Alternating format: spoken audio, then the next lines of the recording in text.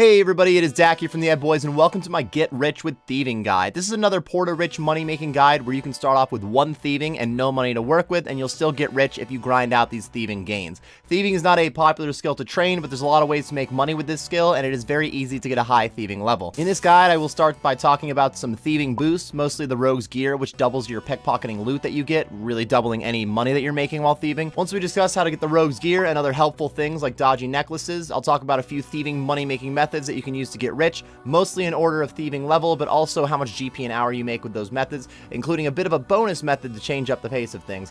Finally, I'll put it all together in a summary of what you can do to make the most money while training thieving. The main goal of this guide is to just teach you how to make money with thieving. If you have any questions about any of these thieving methods after you watch the video, let me know in the comments section below. Most of the thieving money makers in the game do involve pickpocketing. You can make money with thieving without pickpocketing, but realistically, all the money makers we're going to talk about here, they're going to involve pickpocketing. So the Rogue's Gear is an absolute must. You do need 50 thieving and 50 agility to do the Rogue's Den, which is where you get your Rogue's Gear. So let's talk about getting those levels. 1 to 50 thieving is very quick in general. This is not a 1 to 99 guide, so I'll speed through this, but if you have any questions, of course, let me know.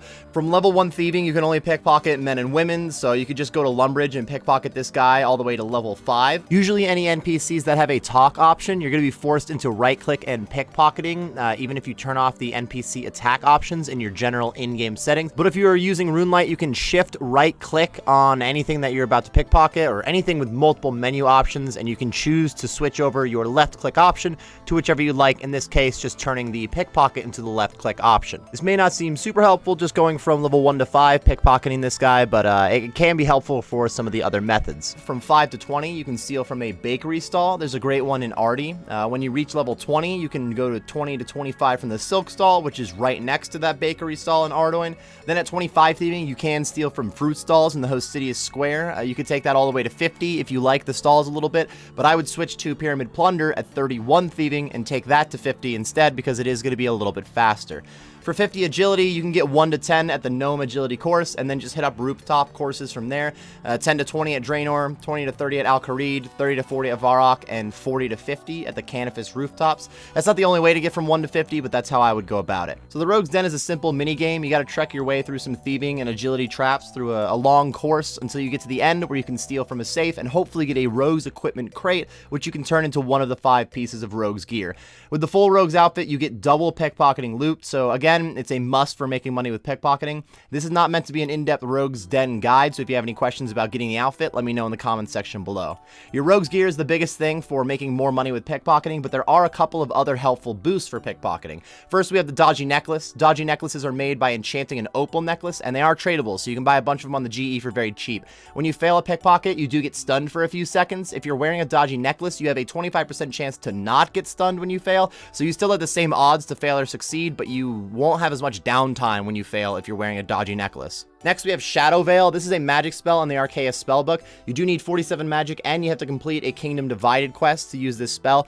This spell is just like another Dodgy Necklace, and it does stack with the necklaces. When you use this spell, you get a 15% chance to not get stunned by that failed pickpocket. If you have higher magic level, the spell lasts longer. You get 1 tick per level. So at 99 magic, the spell lasts for about a minute, meaning you got to reuse the spell every minute.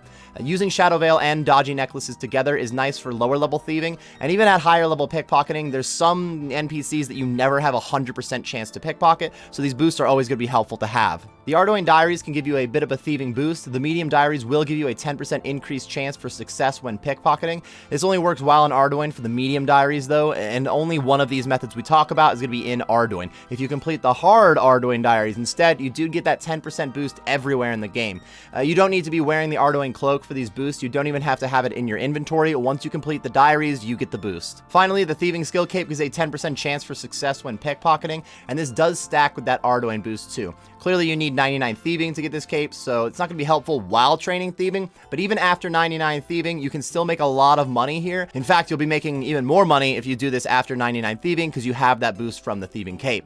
All right, let's finally move into some actual money making with thieving. We're going to start with the weakest option, technically, but this is also very nice for thieving XP. Ardoin Knights only give coins when they're pickpocketing. There's no other goodies at like a rare chance or anything, so it's a very linear amount of GP an hour. It does require 55 thieving to start pickpocketing Ardoin Knights, and as with anything else, it's going to be slow to pickpocket them right at the level requirement. We also left off at 50 thieving to go get your rogue's gear, so if you still need those 5 levels to get started here, you could go back to Pyramid Plunder for a bit, or you could use Master Farmers, which we will talk about next. So there's a few spots around Ardoin that you can get the Ardoin Knight stuck. That way you can just spam click a single spot and then occasionally have to open up your coin pouches. With the rogue's gear, you're getting 100 coins per pickpocket, and it's 84 XP per pickpocket, so you get a little bit more money per hour than you get XP. Overall, it's not a lot of money. Early levels, you should see 60k XP an hour and a little under 100k GP an hour, but then closer to 99 thieving, you can make a few 100k XP an hour and close to like 300k GP an hour. Ardoin Knights are very low effort. They do make a little bit of cash, and they can be used to get yourself to higher thieving levels for the better money makers. Next, we have Master Farmers. These guys have a lower thieving requirement than the Ardoin Knights, so you could do them before Ardoin Knights, but there's a couple of other requirements for Master Farmers. When you're below 71 farming, you actually get a nerfed rate for those high-level seeds. This was added to the game to combat bots. A lot of bots were just pickpocketing Master Farmers, killing seed prices. Ronar seeds and Snapdragon seeds are the majority of the profit that you make from these guys, so if you're below 71 farming, you're going to see decreased profits by a lot.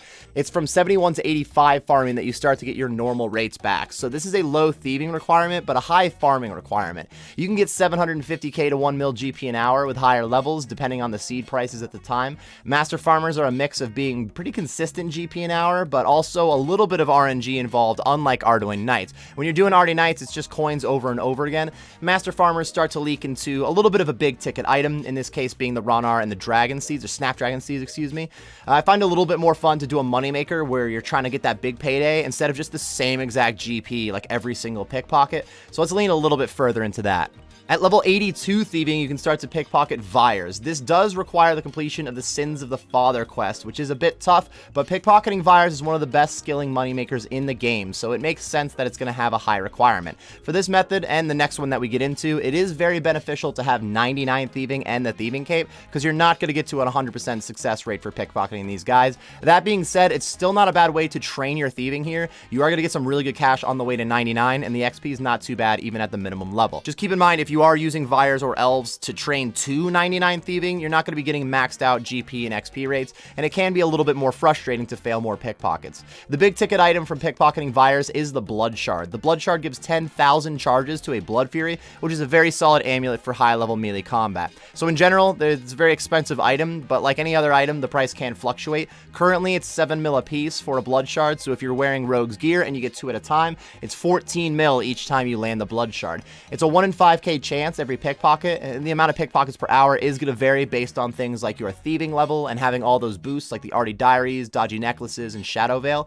You can get up to 450 pickpockets an hour at 82 thieving, but you're a little bit closer to 850 pickpockets an hour at maximum pace at 99 thieving. And that would make anywhere from 6 to 11 hours for every 2 Blood Shards, which is 1.2 to 2.3 mil GP an hour from just Blood Shards. You do get some coins and some runes while you do this too, so you make a little bit of money without the Blood Shards, but of course, those Blood Shards are the big ticket item. Next, we're going to move on to Elves. Elves require 85 thieving to pickpocket, so you could knock out 3 levels from Vyres and head right over there if you haven't had any luck yet, or maybe you just want to change things up. You do need to complete the Song of the Elves quest to pickpocket Elves, so again, it's a tough quest requirement, but pickpocketing Elves adds up to even better money than Vyres, so again, it's reasonable to have a high requirement. The big ticket item that you're looking for while pickpocketing is the Enhanced Crystal Teleport Seed. You have a 1 in 1,000 chance to get this seed every pickpocket, and just like your other loot, if you're wearing that full Rogue's gear, you're going to get 2 of them. Crystal Teleport Seeds are 2.2 mil at the moment, so that's 4.4 mil every 1k pickpockets, as long as you're not getting unlucky. But then again, if you get a burst of luck, you could get a few of them pretty quickly and make a lot of cash here. Overall, that is going to average out no matter what, as long as you do enough of them. With an 85 thieving requirement, Elves are one of the toughest things to pickpocket in the game, so again, it's going to go a long way to have 99 thieving and have the thieving cape for this moneymaker. Right at 85, you can get up to 320 or so pickpockets an hour, but at 99 thieving, you can get up to a little bit over 800 pickpockets, almost to 850, similar to Vyres. So that means about 3 hours per shard at 85 thieving, or just over an hour per shard at 99 thieving. If you're actually landing the double shard every hour and 10 minutes or so, you're making over 3 mil an hour with this method, and that is max speed at 99, and there's always some RNG involved. Sometimes you'll manage multiple seed pulls per hour. You can get that profit through the roof too, and the enhanced seed is not the only thing that's making money from pickpocketing elves. It is the majority of the profit though, and it's not as rare as blood shards, so even though it's a little bit cheaper, you're less likely to go like many hours without getting that enhanced seed. So I do really suggest, if you're trying to get rich with thieving, pickpocket a bunch of elves. I'm going to be adding one bonus thieving moneymaker in here real quick with pickpocketing ham members. This only requires 15 thieving to get started, but it takes 92 thieving to stop failing pickpockets on the female ham members, and I think 94 for the males, so always having a higher thieving level is going to make for better GP rates. Ham members don't have great loot, as just being a low-level NPC, but you can get easy clues from them at a 1 in 50 base rate. Easy clues will not give a ton of money, but you can get like trimmed armor and some god pages from an easy casket, so there are some decent items that add up fairly well. With only a 1 in 50 base rate, you should be able to get a clue quickly, and they are very fast to complete. So at max speeds, you can do 10, 15 easy clues an hour here, and that mostly happens when you're getting really quick with easy clues because you know all the steps and whatnot, and of course having higher thieving. So maybe even 6 or 7 clues an hour when you're first getting started could be more likely. This could max out at like a mil GP an hour, but even just a few 100k GP an hour at lower levels is still pretty solid. It's not as much money as the big methods, but it is a nice change of pace, no doubt. It's not as repetitive pickpocketing because occasionally you get to go out and do a clue. Let's go ahead and put this all together now, summarize up what we've talked about. To make a lot of money off of pickpocketing, you're going to need the Rogue's outfit, which requires 50 thieving and 50 agility to do the Rogue's Den. For 1 to 50 thieving, pickpocketing men until 5, bakery stalls till 20, silk stalls till 25, and then from 31 to 50, go ahead for pyramid plunder. As for 1 to 50 agility, you could just do the gnome course until 10, and then make your way up the ladder of rooftop courses. Once you have 50 agility and thieving, go ahead and get your Rogue's outfit and start pickpocketing. You can pickpocket master farmers if you're already rocking 50 thieving, so if you have high enough farming to get good seeds, go ahead and head there for some XP. If not, you want to go back to pyramid plunder until you can pickpocket already knights. It's not the worst idea to just stay at pyramid plunder until 60 plus or even 70 plus thieving, as it does make arty knights a little bit faster, and you might get a Pharaoh's Scepter drop while you're there. Whether you like arty knights or pyramid plunder more, that's up to you, but your goal for now is 82 thieving. At 82, you also need to complete Sins of the Father, but then you can move your way over to Vyres and start to see really good cash. Only 3 levels later, you can unlock Elves, and as long as you've done Song of the Elves, I would move over immediately to Elves instead of Vyres. They average out for a little bit more money per hour at the moment, though it can be a little bit more frustrating at low levels. Whichever one you like better, Vyres or Elves, pickpocket them for really the rest of your life if you would like, and you're going to make some of the best GP that you can make while skilling. Since this moneymaker really is all about pickpocketing, it can be nice to change it up with ham members occasionally. It's still pickpocketing, but you get to go do the clue for a nice change of pace.